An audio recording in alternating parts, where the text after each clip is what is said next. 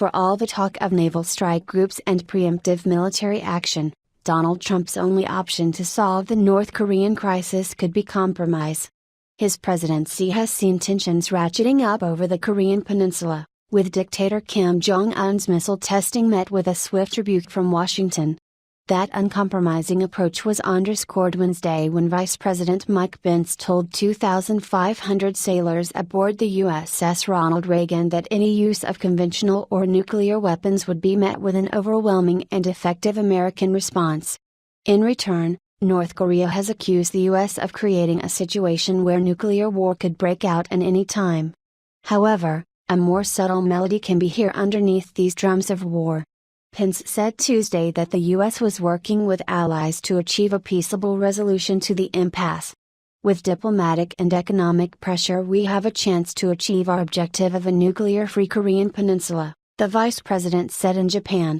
Trump also appeared to soften his language, telling Wisconsin's WTMJ radio that hopefully, Kim wants peace. Some analysts say this may be Trump's only realistic option for solving the crisis.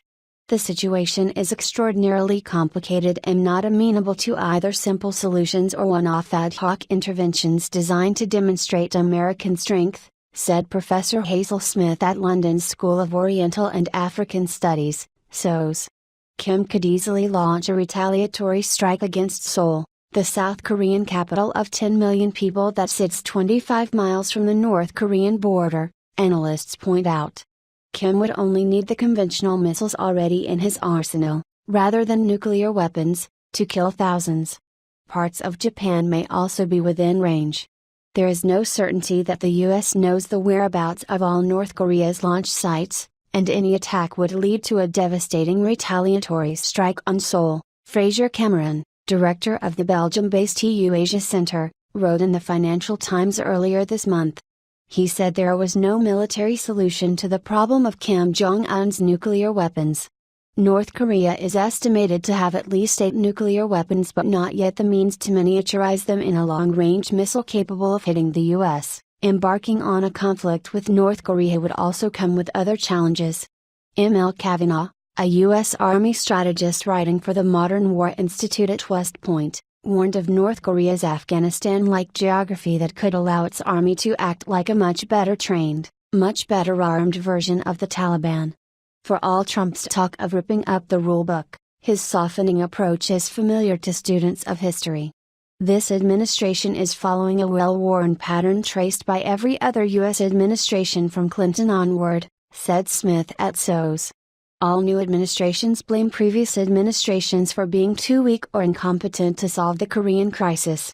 She said describe the typical evolution of White House policy. First, the administration begins by talking very tough at the outset, then, a senior administration official flies out to Seoul to warn North Korea not to engage in further missile and nuclear tests, and finally, after consulting with allies, they realize that the situation is too complex and precarious to solve by force. Trump's warnings to Pyongyang have gone further than those of his predecessors. His Secretary of State, Rex Tillerson, broke new ground last month when he said that the past 20 years of diplomatic efforts had failed. Smith said that while U.S. policy has not achieved its aims, diplomacy in fact has quite a good record in recent years, most notably freezing the North's nuclear program between 1992 and 2002. That's not to say negotiations with North Korea would be easy. The country wants a nuclear bomb capable of hitting the U.S. because it believes it needs them as an insurance policy against attack. A defector told NBC News earlier this month that the regime saw what happened to Iraq's Saddam Hussein and Libya's Muammar Gaddafi, both of whom agreed to abandon their weapons of mass destruction only to be overthrown by Western-backed forces. The problem is that North Korea is unwilling to give up the very missiles and weapons about which we are most concerned, said Thomas Caraco, director of the Missile Defense Project at the Center for Strategic and International Studies, a research organization based in Washington, D.C. Negotiations would likely only succeed if the country felt sufficiently protected against foreign attack. The reasons for foreign intervention might be twofold. Aside from the threat of a missile attack against the U.S. or its allies, The United Nations has called for global action to end North Korea's mass labor camps, which it has likened to the horrors of Nazi Germany.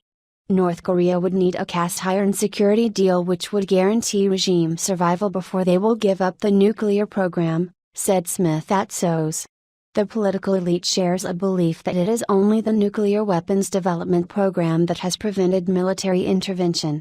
Others, such as Karako at the Center for Strategic and International Studies, say China is essential to any solution.